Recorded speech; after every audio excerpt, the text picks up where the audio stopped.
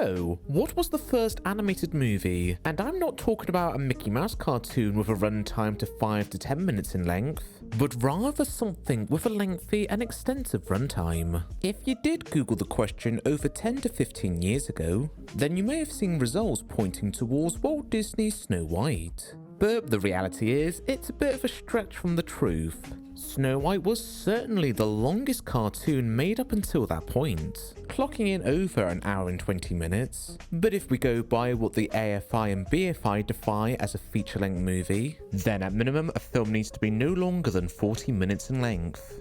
And there were certainly many animated projects with a similar runtime released before Snow White. And while granted you won't often see a 40-minute movie being released in cinemas anymore, I think it would be somewhat disappointing to disregard these earlier attempts. And also, let's not forget that there are some movies within the Disney canon that fall short from a 90 to 70 minute runtime. There's certainly something quite commendable of people trying to make movies within the early 20th century, all of these animators having little to no communication worldwide.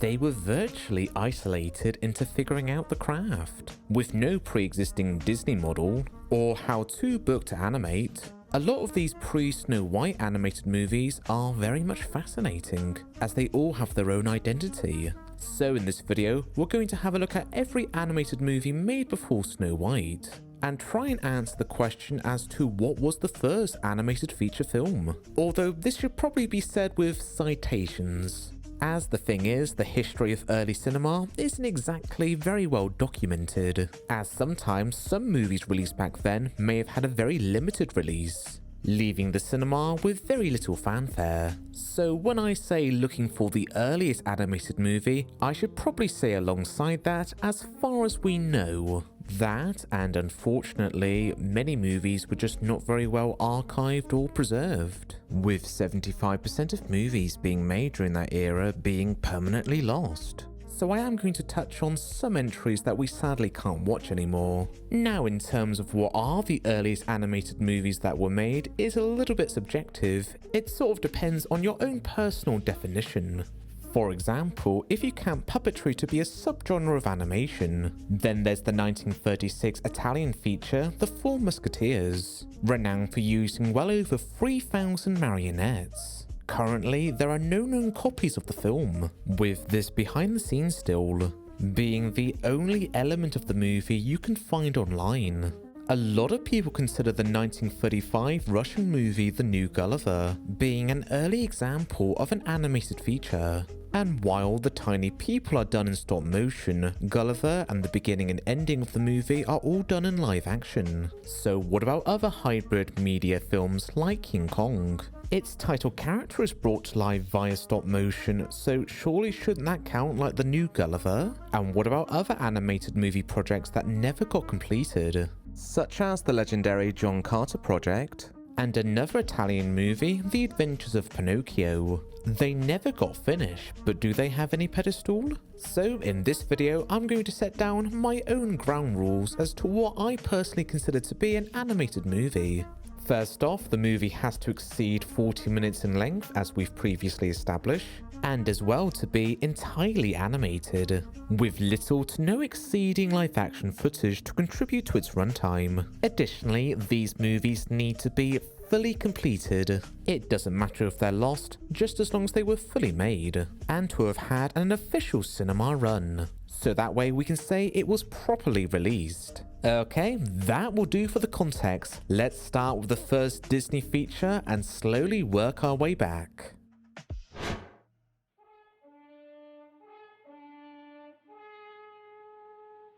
In 1933, Walt Disney conceived the idea to do an animated feature film after realizing that his animated series, such as Silly Symphonies, were not offering the financial residuals to keep his company afloat. If he could start making feature films, then it would offer a financial incentive to keep his company going, and as well allow the company to tell more expansive stories. But exactly what would be his first feature film? Early ideas involved an Alice in Wonderland movie that would be a hybrid between live action and animation, with actress Mary Pickford planned to play Alice.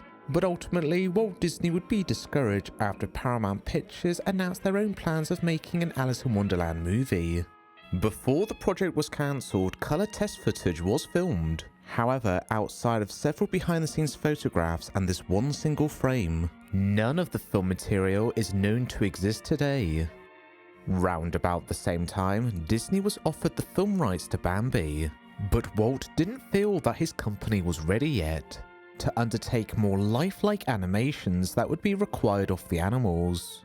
And in the early 30s, Walt Disney was unsuccessful into acquiring the film rights to Babes in Toyland, another movie project that he wanted to pursue. Finally, by the spring of 1934, he settled on doing an adaptation of the Brothers Grimm fairy tale, Snow White and the Seven Dwarfs. Initially conceived to be a silly symphony cartoon, Walt felt that the short had enough potential to be expanded into a feature film. The earliest version of the script was written back in August of 1934 by Richard Creedon. It was 21 pages long and was filled with ideas and suggestions as to what the movie could feature. This early version of Snow White was meant to have her being much more tomboyish. She would have travelled upon mystical lands before finally stumbling upon the dwarves. The Queen would have had a collection of her trapped enemies shrunken down, and the magic mirror would have retaliated against the Queen. He would have detached himself from the wall, crashing straight onto the Queen. One of the very few aspects that did get retained for the final version of the movie was Snow White's song, "Someday My Prince Will Come." There were two dwarfs that were featured in this rendition but didn't make the final draft. They were named Bigger Ego and Awful. For just over a year, the studio took a short break away from the project. It's been believed by Disney historians that Walt himself was briefly discouraged over the project, doubting his studio's capability of animating humans realistically after the release of their 1934 short film, The Goddess of Spring, where the animators attempted to achieve this. However, after a visit to France, he saw that the local cinemas had repackaged the Mickey Mouse cartoons into an hour in length. This remotivated Walt Disney's confidence that audiences were ready to see a feature-length animated movie. So by the end of 1935, pre-production started back up again for Snow White. For the North American cinema landscape, Disney's feat of trying to make an animated feature film was virtually unheard of. And while there were technically other animated movies made prior to Snow White, they were international efforts that were largely successful in their own region and hadn't really reached international success or even the mainstream. And even so, animated movies weren't being made incredibly frequently. In the last year of Snow White's development, there were 2 animated movies that were released in Germany, but prior to 1937, there was only one other animated movie that got a release in the 1930s, but it only earned a limited release in Argentina, and Walt Disney didn't know about that movie until the early 40s. During Snow White's development for the talkie era, there really wasn't anything else to compare it to, and for the level that Walt Disney was thinking of making the movie, it was going to be something exceedingly more expensive into an untested film genre. It came with a lot of risk. And mostly up until Snow White, most animated projects provided very little emotional engagement from the audience beyond a laugh. So for the general public, it was questionable if animation could indeed be any more sophisticated. The Snow White project was famously referred to in the press as Disney's folly. So while Snow White may have not necessarily been the first animated feature film, it was certainly the first that had to and needed to break it into the mainstream. While Walt Disney very much came up with the idea for the film and was very much the creative source that was leading the boat, Disney didn't put himself in directing duties. Instead, a series of different directors would supervise and overlook different aspects of the project. There would be a grand total of 8 individuals who directed the film.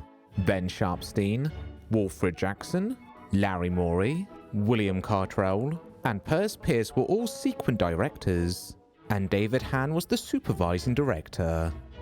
A large percentage of the pre-production was spent into fine-tuning the animation process, studying slow-motion live-action footage to get the precise details down on how the real world moves. One of the 9 old men, Wolfgang Rivelman, was given the dubious task of animating the mask within the magic mirror. Special care was taken into placing the in-between drawings very close between one another. In the final film, smoke alongside a distorted glass were layered on as effects for the magic mirror.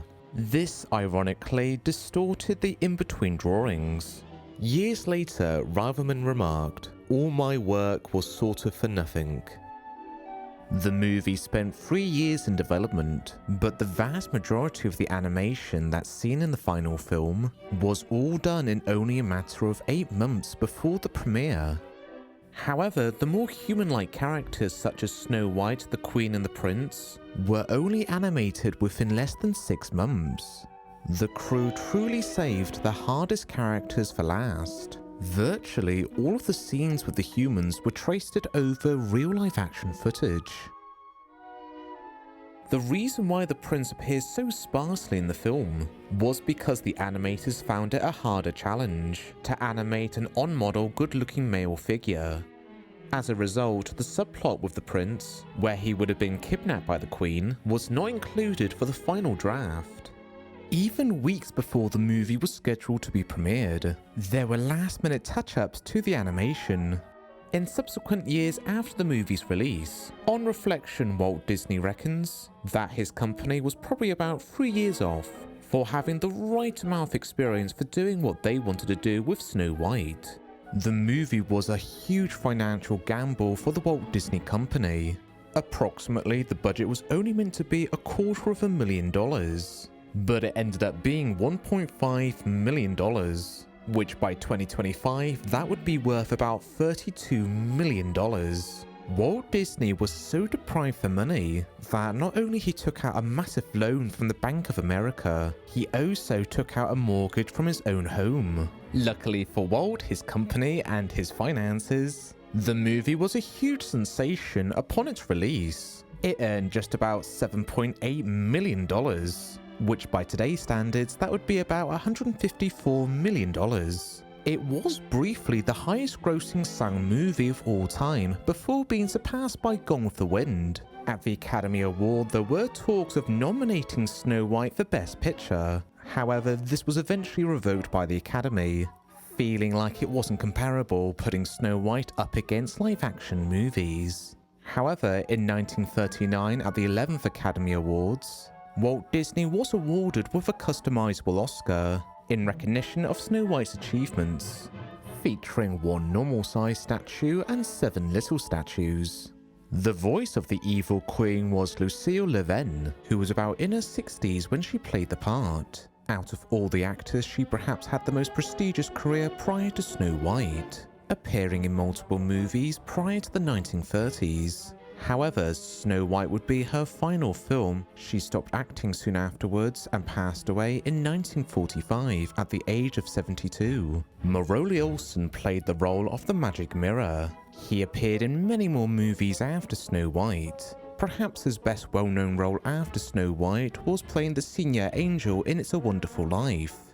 The character that's only known as Prince in the movie was voiced by Harry Stockwell, who additionally supplied the prince's singing voice. The role of all the dwarves were mainly played by comedian actors. Sneezy was Billy Gilbert, Otis Harlin was Happy, Scotty Mattrell was Bashful, and finally Disney legend Pinto Colvard voiced Grumpy and Sneezy. He was as well the original voice for Goofy, and a prolific animator before he came to work at Disney. But that's another story. Actress Adriana Caselotti was cast to play the role of Snow White. She was 18 years old when she got the part. In subsequent years afterwards, Caselotti often said that she had no idea that she was doing a movie. She just assumed that she was doing a 20-minute cartoon. Caselotti didn't quite realize the magnitude of the project until she went to the premiere. During this point in Walt Disney's career, he wanted to maintain that his animated characters were very much real to the press. So he got his company to make Castellotti sign a contract that her name wouldn't be credited to Snow White or any subsequent movie afterwards. Her contribution for working on the movie was only $970, which today would now be worth about 20 grand. At the time, Castellotti didn't have any ambitions of pursuing an acting career, but instead wanted to pursue her passion in opera. For the next 9 years, she mainly appeared in small bit parts as singers. Wherefore art thou, Romeo? But unable to get her name in the credits, she found it immensely difficult to get any more major parts. It's a Wonderful Life would be the final non-Disney project that she would be a part of. On and off, she did attempt to receive residuals from Snow White. However, her efforts were unsuccessful. Over the years, she would come back and re-voice the character of Snow White many different times for numerous of other Disney projects. For the Disney park, she re-recorded her song I'm Wishing at the age of 79. In later years, she spoke incredibly highly of her time working with the Disney company. This is Snow White speaking. At the sound of the beep, please leave your name and phone number and a short message, and I will get back to you shortly. Goodbye, Frosty. I got $970 for the entire film. But, you know, Snow White has done so much for me that I don't care if I made a penny or no pennies, because I am so grateful to have been part of the greatest. In nearly every other press tour when there was a new Disney movie that was released, Walt Disney was frequently asked if he was going to do more Snow White movies. However, Walt Disney famously resented the idea of follow-ups, and at least with the animated films during his lifetime, he never did make a true sequel. During the 2000s, it was rediscovered in the Disney archive that there were some storyboards of an unmade Snow White film called Snow White Returns. It's believed by a lot of Disney historians that this was meant to be a short film repurposing animation that got deleted from the first film. Today, it's still uncertain as to why Snow White Returns never got produced. And despite a false start in the mid-2000s with a dwarf spin-off movie, in the film department, Snow White has largely been an untouched piece of property by the Walt Disney Corporation. That was until in 2025 the Walt Disney Company released a live-action remake of the animated classic, just a little shy of 88 years later, making it so far the longest gap for a Disney animated movie to receive either a sequel or a remake. So why is it that Snow White frequently gets brought up as the first ever animated movie? Well, I don't know if I have a clear answer per se, but if I had to speculate, I think a lot of that has to do with misinformation. A lot of the advertisements for Snow White often hail it as Walt Disney's first animated movie. So maybe a lot of people either misremember or misinterpret this little tagline. That and Snow White was easily the first mainstream animated movie, which has helped it to make it the oldest well-known animated film. And typically the general public just spring to what they naturally know. That and Walt Disney's technical achievements over the movie has further solidified Snow White's historical importance. Take Thomas Edison for example. He didn't necessarily invent the light bulb, but he refined the technology and found a way to make it more commercially friendly. Same here with Disney and his animated movies. But hey, our journey's not over just yet. We're gonna reverse the clock and see all those other animated movies that just predated Snow White, and finally give them the recognition they deserve.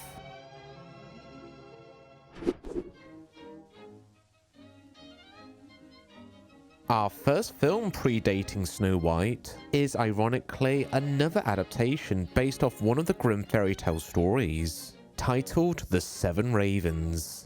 Being about a young girl who's nameless in the movie, finds out that she has 7 older brothers, all of which have been cursed and turned into ravens. She heads out to not only find her brothers, but also figure out a way to lift the curse. She eventually comes across a fairy who offers to help her with the curse. But lifting it is going to be so much more harder than what the girl had initially anticipated. The movie was made in Germany, within the city of Munich, being released just 2.5 weeks earlier from Snow White. The production was handled by the Dell brothers, who had been making animated projects as early as the 1920s. It was initially middle son Ferdinand who set up the business of making animated films. In 1929, he brought on board his younger brother Herman to help with the productions. Later, elder brother Paul jumped on board helping the animation workhouse. One of their earliest titles was Calyx Stork, which used cutout animation, not looking too dissimilar from the works by Lotte Reiniger, a filmmaker who we'll discuss about later in the program. The brothers soon moved on to use dolls as their puppets for their stop-motion films. Many of them were created for schools or various education programs, and gradually each new movie would have an exceedingly long runtime. It seemed expected that it was only going to be a matter of time before the brothers were ambitious enough to make a feature-length film. When The Seven Ravens finally got a release, it garnered a lukewarm response from the public. Animation fans have often hypothesized that the release of Snow White deterred the German viewers from the film. However, Snow White never officially got a German release not until 1950, giving The Seven Ravens a 13-year window to make its own impact. And as we'll soon discuss, there was a previous animated movie that made an impact in Germany, so it wasn't like German viewers were unfamiliar with animated movies. Who knows why The Seven Ravens didn't make an initial impact? And for many decades it was extremely difficult to get a copy of the movie, and by consequence the film fell somewhat into obscurity. It wouldn't be until finally in 2004 The Seven Ravens received a DVD release and was re-released again on the format in 2016, packaged with several other fairy tale films made by the Dell brothers. Several of the stop-motion puppets that were made for the film have been fortunate enough to still exist today as well, and are currently stored at the German Film Museum. The Seven Ravens would be the only theatrically released movie by the Dell brothers. However, it wasn't the project that brought them the most notoriety.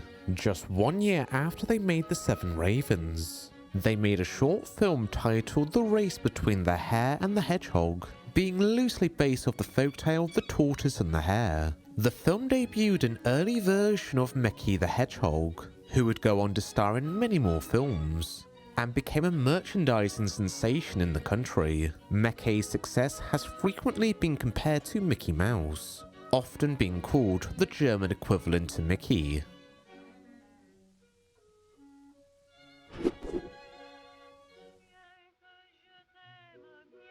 Born in Moscow of 1882, Louisa Starvich moved to Lithuania as a small child. After the passing of his mother, he was mostly raised by his extended family. As a small child, Starvich was very fascinated in the natural world, spending much of his youth in the garden.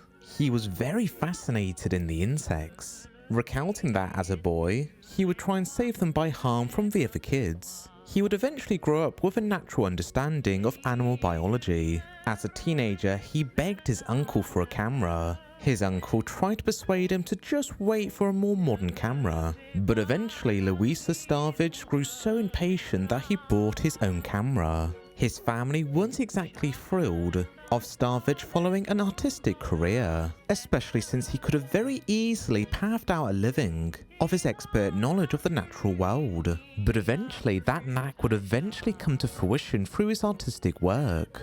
For a museum exhibit film, he wanted to illustrate the mating rituals of a stag beetle, but found it incredibly difficult to capture this on camera. But being a creative man who loved problem-solving issues, he had an idea. Using the remains of 2 stag beetles, he would custom make them into posable models, and by stop-motion animation, he would animate the mating ritual. This would lead way for Starvich to make even more stop-motion shorts, quite a fair few of them being about insects, a series of them that would be about mice, an additional series about frogs, and a 30-minute film called The Mascot, which can be essentially described as a 1930s equivalent of Toy Story.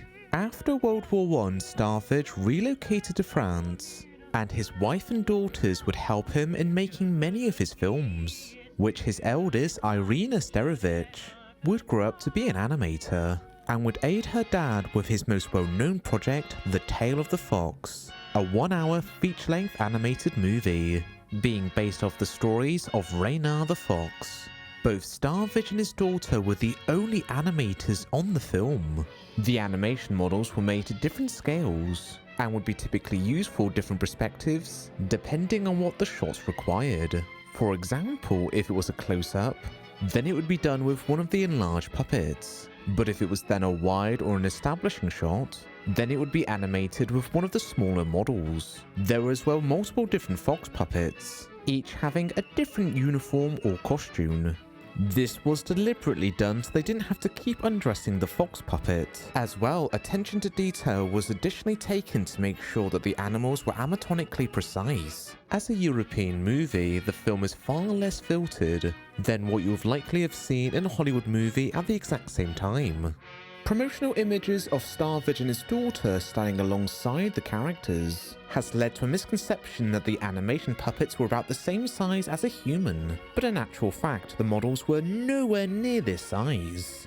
The animation was done in a period of over 18 months, where Starvidge and his daughter would work from 8 AM to 8 PM nearly every day. The initial plan was that once filming was done, the movie would be converted into a sound film, although by 1930 producer Louis Naupus had to declare for bankruptcy and was unable to secure the additional funding to complete the movie's Foley and soundtrack.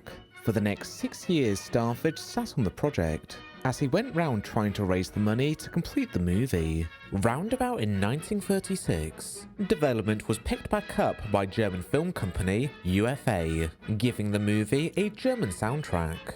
However, something that was very nearly censored out in the film was the depiction of an elephant statue standing centre at a religious venue, although it did remain for the final edit. This version of the movie eventually received a release on April 10th of 1937. The movie was quite sensational upon its release, so much so that another Reynard movie was created in Germany in 1941, this time being animated in 2D animation, with politician Robert Van Genesten writing out the storyline for the feature, with the funding supplied by the NSB. However, this movie was solely created as a piece of Nazi propaganda, with rhinos being chosen to portray people that follow the Jewish faith. It's believed that the film had a runtime of about 40 minutes. However, this Reynard movie never got a release. As of today, only about 11 minutes worth of footage still exist, and has never received any kind of an official release. Although the surviving animation had leaked online some years ago, and can still be easily found. On April 10th of 1941, on exactly 4 years since the release of Tale of the Fox, the movie got retranslated back into French. And for a long time, this was the only version of the movie that was available on home media. That, and unfortunately, the prints that were circulating were in extremely poor quality. Eventually, in 2016, a brand new DVD of the movie got released, with a restored picture, and as well included as a special feature was the original German version, made available for the first time in 79 years. Both cuts are just about roughly the same length, although the French version excluded quite a bit from the German cut, such as being introduced to some of the characters via this book setup is only present in the German version, and we're also missing out on some pretty interesting transition shots like this one with the Queen Lioness. The opening of the French cut starts with text boasting about how the movie spent over 10 years in development, but in the German version there's no such text. Perhaps a deliberate decision from the filmmakers to make development of the film ever so more impressive. In the French version, we never do get a clear look of any human faces, but in the German version, we do. Und nix wie ran, mit Knüppeln, Sensen, Beilen, Mann für Mann. Yeah, I can now see why they made that edit. The footage of the monkey playing a projector at the beginning of the movie was actually taken from the intermission section of the German cut.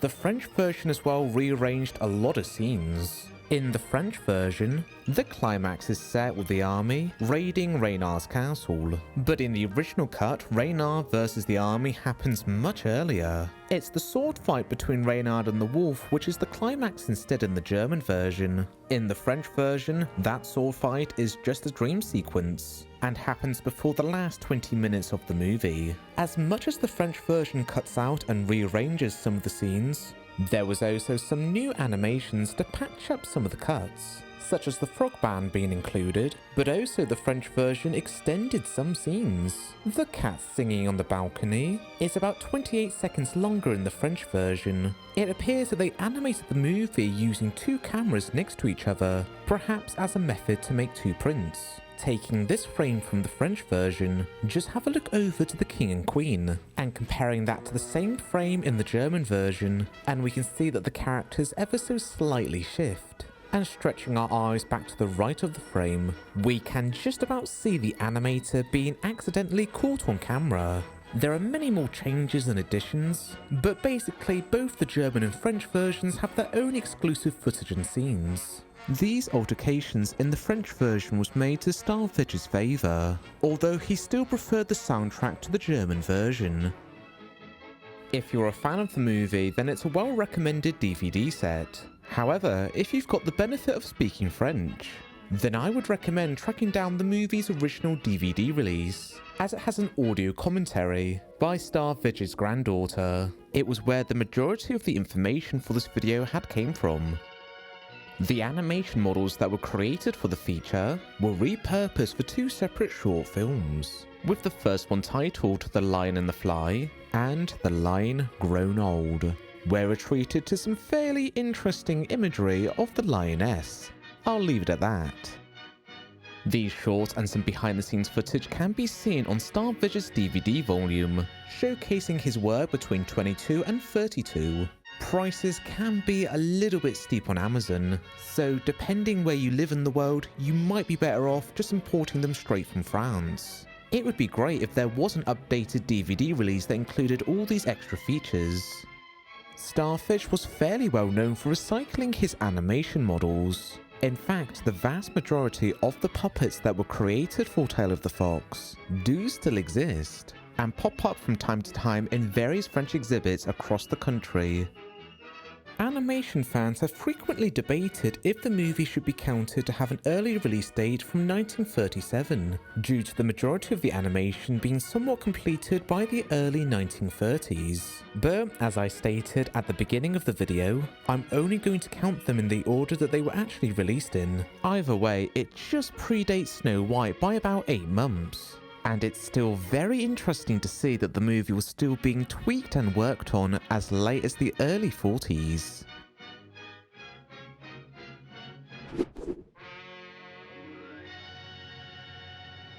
Lotte Reiniger was a German artist that was born in 1899. She initially had ambitions to be an actress, but it was her craftsmanship of cut-out puppets that made her a particular favourite with her lecturers. It was through them and their rich friends that she got commission work, taking on orders for particular puppets. Eventually, it was via this work that she was asked to make an animated short film. At the time, Germany was booming in the age of experimental filmmaking, that there was quite a bit of investment in the country that was going into movies. Eventually, Lotte wound up going into an exclusive film group located in Berlin. It was here that she met her future husband, Karl Koch, who specialized into making geographics and art films for exhibits.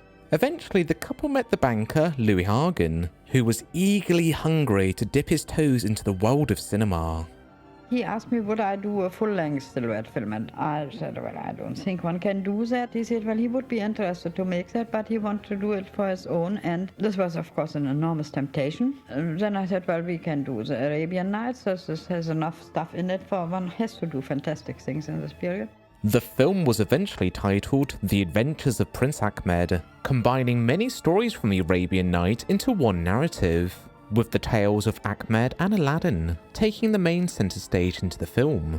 Due to Germany's economic inflation of the time, this delayed the progress of the movie, making it span over a 3-year development. The movie was a product of the silent era of cinema, being released just 1 year before The Jazz Singer, often being attributed as being the first talkie. Despite Ahmed being a silent film, Reiniger worked very closely with musician Wolfgang Zeller. They ensured that the soundtrack that they were producing would sync up very closely with the visuals. Several animation fans consider Prince Ahmed to be the first animated film in colour. And to put it nicely, that's being a bit generous to call Prince Ahmed a colour film. Strips of the movie were placed within a dye bath to give the movie an overall hue and colour, which was a common trend with many silent movies of the era, although the technique is generally not considered to be the same as actual colour film, as the film was still shot in black and white, and the dye colours were still an artificial addition. But I suppose the main reason as to why many people retroactively try and give Lotte Reiniger this credit is to try and accentuate her achievements even more, especially considering that there weren't a lot of women in her time that would have had the prestigious opportunity to direct a film. But Prince Ahmed still has a few technical firsts, such as it was the first animated movie to be shot within a multiplane view. It's generally believed by most film historians that Lotte Reiniger and her husband devised the earliest version of the multiplane camera, essentially being a devised rig where you shoot multiple layers within one shot. Up Iwerks would later refine the technology and would be patented by the Walt Disney Company.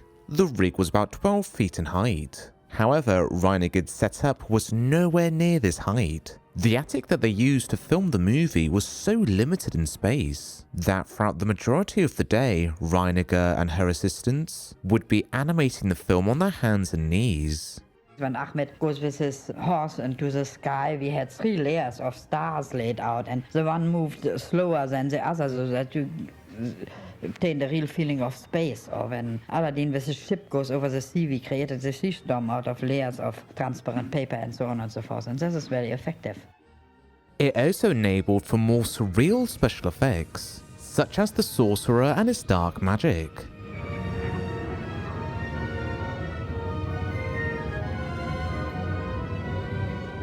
The film as well attempted to portray a same-sex kiss between the Emperor of China and a male character named Ping Pong. Lotte Reiniger met a lot of men and women from the Berlin film group who identified as homosexuals. She felt as a way to make the world far more open and accepting to these type of people was to feature a gay kiss in her film, which, in her own words, so children, some who would be homosexuals and some who would not, could see it as a natural occurrence and would not be shocked. The Emperor of China is not portrayed as the most wholesome character in the film, but for 1920s cinema, it's a commendable effort from Reiniger. However, this moment was edited out for the movie's distribution, and today this deleted sequence has not reappeared in any modern prints. When the movie eventually got a cinema run in Germany, it garnered a very mixed response to the public, largely unsure as to what to make of this new medium of animated feature films. It as well performed quite badly at the box office, failing to recoup its budget, but it did exceed it into giving Lotte Reiniger some more mainstream attention, which led way for her to find more work. In 1930, Lotte Reiniger aided for a live-action film titled The Persistence of Happiness, being about a shadow puppet show being ran in a carnival, with Lotte Reiniger contributing animated portions for when the shadow show comes on. The project was initially filmed as a silent movie, but during post-production, the film wound up being redubbed as a talkie film. There's a lot of conflicting information about the film online, with some sites claiming that it's a feature film, where on IMDb it's only listed as a short film, and there doesn't seem to be anywhere you can watch the film either. With Lotte's movies featuring anti-fascist themes, Lotte and her husband left Germany during the rise of the Nazi occupation. It was during this time that nobody was overseeing Lotte's original film negatives, and because of this, many of those original negatives are now believed to be lost, and many of her early work is lost as well, due to no dupe prints being resurfaced.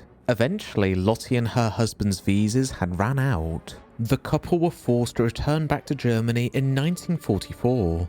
forced to create propaganda films for the Nazis. By the end of World War II, they relocated to Britain, making a number of short films, many of them being based off folk and fairy tales. During the 50s, a number of them were aired on the BBC. One of the programs retold the story of Aladdin, reusing footage from the Prince Ahmed movie.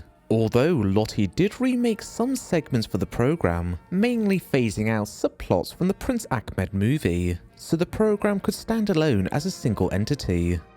In 1963, her partner Carl Koch passed away at the age of 71. For a brief time, Reinecker became somewhat more secluded, not making as many public appearances as she had done before. But come the 1970s, she participated in a number of different interviews. During this late part of her life, Lottie Reinecker still loved attending events for children, finding them a delightful audience. In 1981, she appeared in a German documentary titled The Woman Behind the Shadows. Also doch ein bisschen eine Entwicklung. Wenn man so will. It would be the final project she would be involved with, as in that same year she passed away, living up to the age of 82. Her work has gone on to inspire many more projects, such as the Three Brothers segment in Harry Potter and the Deathly Hallows. In the Disney film Aladdin, there's a prince that appears rather briefly at the beginning, known as Ahmed. This has been attributed as a reference to Lottie's film The Adventures of Prince Ahmed, although the reference has never been endorsed by any of the filmmakers of Aladdin. Although another example of a more endorsed tribute to Reinecker comes from the Cartoon Network series Steven Universe. The episode, titled The Answer, takes many visual inspirations from Reinecker's work. Although if I had a chance to talk about my personal favourite spiritual piece of work related to Reinecker, then it would have to be the 1989 French series Cinémarif, being an episodic series telling various different cultural stories around the world. In 2015, the BFI released a new restored version of the movie, now being in HD and gaining a Blu-ray release. They additionally made a new version of the movie, which features a narrator being done by the actress Penelope McGee. I think it's a very welcome version if you're not used to watching silent movies, as she helps to speed up the plot along. That and the narration isn't overly intrusive. Penelope does take pauses, allowing the movie to speak for itself. There are additionally new Foley sound effects that are mainly there for the more spectacular visuals, so they again don't overly intrude like the narrator. Her gentle voice makes for a very calming viewing experience. Between the 70s and early 2000s, throughout the English-speaking community of animation enthusiasts, Prince Ahmed was hailed as the earliest animated movie ever made. But during the exact same time, in Argentina, it came to light that there was a brief era of animated movies being made in the country that were now forever lost to time. There are one or two indications that probably someone in Argentina made an animation film in 1910, but it hasn't been proved.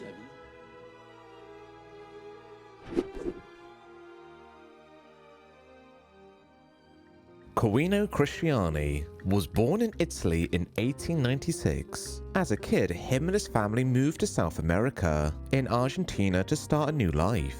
It was hoped by his father that he would either be an administrator or train to become a doctor.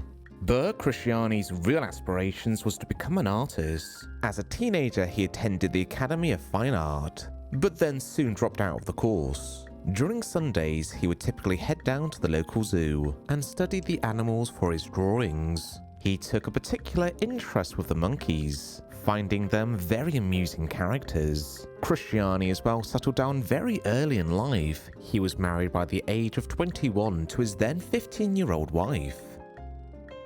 He soon got a job illustrating for the Argentinian magazine Face and Mask. This is where he would meet filmmaker Federico Valle, who had a prestigious business producing newsreels. Cristiani would produce illustrations that would be featured at the end of the programs. One day, Federico asked if Cristiani could perhaps make the drawings move. Which Cristiani responded, "I have no clue." After studying the camera, Cristiani began making short little animations that would only go on for about 90 seconds. He utilized cutout drawings to bring his characters to life, in a very similar method that was utilized on Prince Ahmed.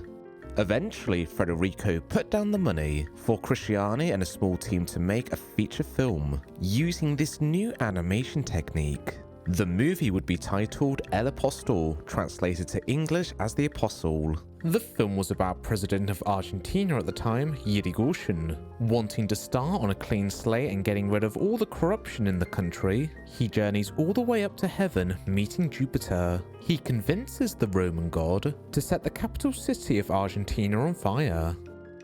However, by the end of the movie, Irigoyen wakes up, discovering that it was all a dream, and coming to the realization that the realm of politics is going to be much harder than he had anticipated. As you can tell, Cristiani is a very politically charged man. Say what you will about Walt Disney's political aspirations, but he ensured that he kept them a million miles away from his own movies. Cristiani was virtually producing his Argentinian equivalent to Spitting Image.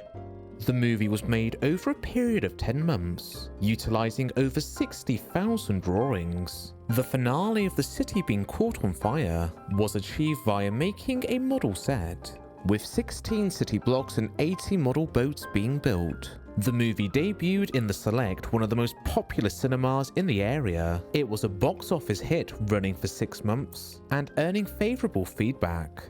After the success of El Apostol, there were 2 more animated films that were released within a 2-year period. André Decool, who aided in the model work for El Apostol, made his own animated film called The Republic of Plenty. It was yet again another political movie, making fun of the conservative government, specifically the political party prior to President Irigoyen. It was released in March of 1918, just 4 months after El Apostol. And then producer of El Apostol, Federico Valle, made another animated film titled Galanite at the Colón, once again a political satire film, but unlike the 2 prior films that used 2D animation, this movie instead combines both puppetry and stop motion. Cristiani had no involvement with any of these 2 films.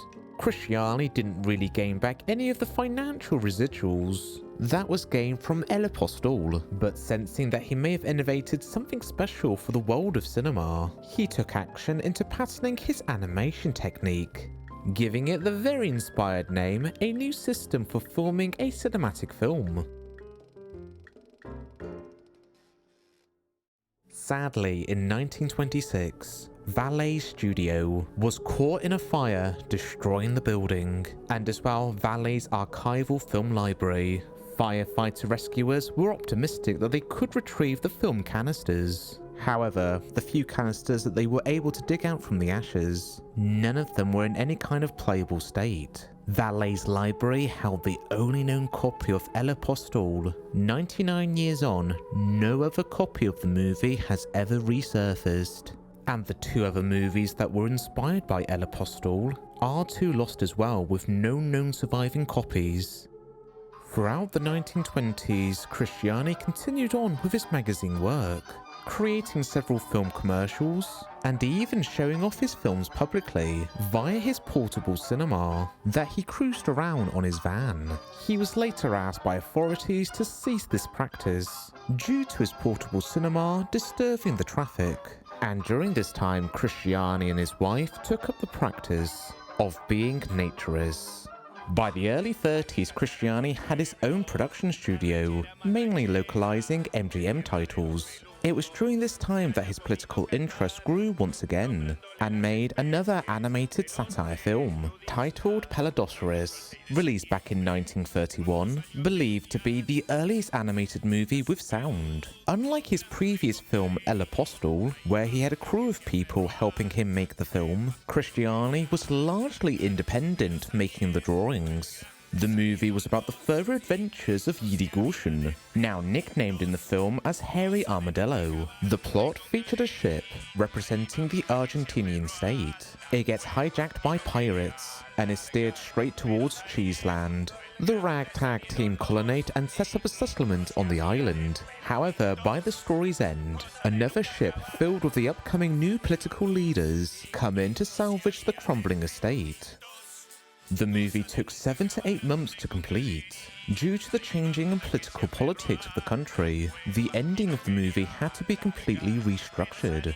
When it was released, Pelodocurus wasn't entirely a big box office success, losing Cristiani 25,000 pesos. In 1933, prior Argentinian president Irigoyen had passed away.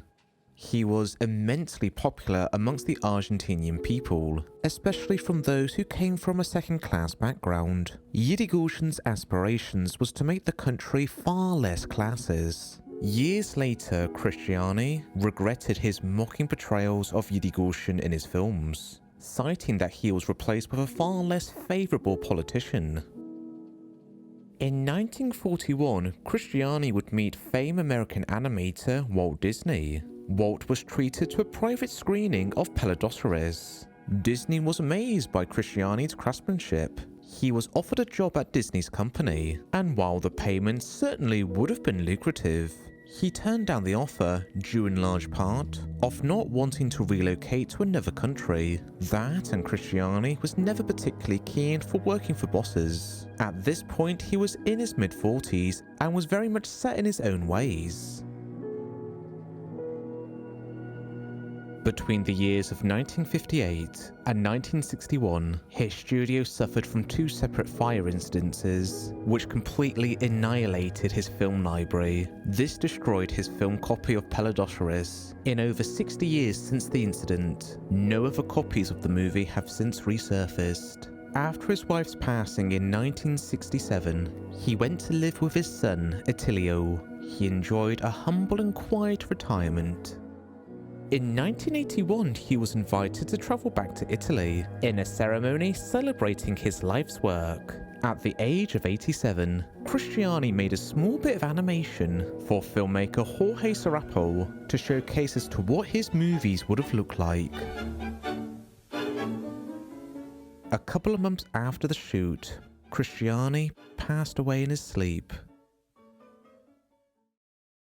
In 2007, a documentary about Cristiani's career was released. Directed by Zuccalin, the film highlights most of his major achievements. As well, the filmmakers were able to unearth rare and exclusive footage, such as the behind the scenes of Pelodocurus, and utilizing archival interviews from Cristiani, and even recreating the main song from Pelodocurus. While it's unfortunate that today we can't watch any of Cristiani's full feature films, it's still such a luxury that we have this well-rounded documentary as a loving tribute to Cristiani's legacy. It's certainly a must-watch if you're an animation lover. If you visit the site Kawino Cristiani's Movie, you can purchase a physical copy of the movie, with shipment being supplied worldwide. And there's currently a HD version of the documentary in the work. If I was making this video a handful of years ago, this is where our journey would have originally ended. However, with recently brand new information that's come to light, we have just one more subject to look at.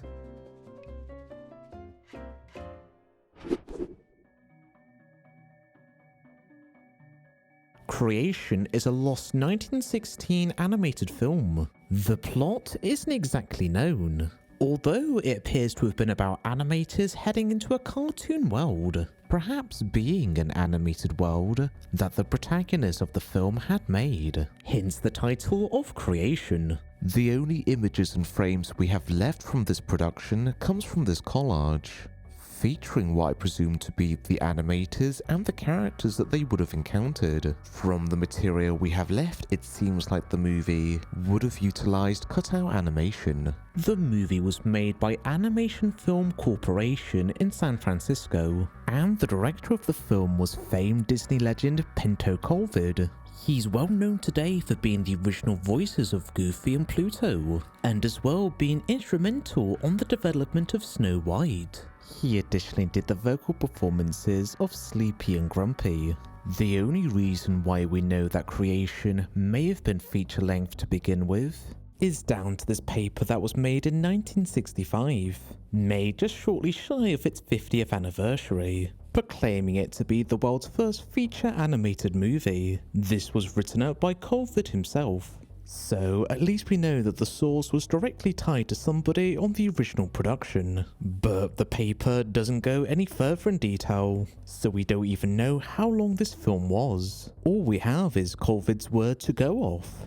Thinking about it, this somewhat rewrites history, that Snow White wasn't even the very first North American animated movie. It seems rather poetic that Colvard had a hand in two of the most historically important animated projects. There has been some speculation if the movie did get as far as being released, as the Oregon Society couldn't find any newspapers or articles talking about the film's release, which certainly muddies the water on Creation's longevity. In terms of answering the question, what was the very first animated feature film, we can at least say El Aposto is the oldest confirmed animated movie, and Creation is our oldest unconfirmed film. Let's hope that one day some more information can come forward on Creation's development, or better yet, the actual film is found.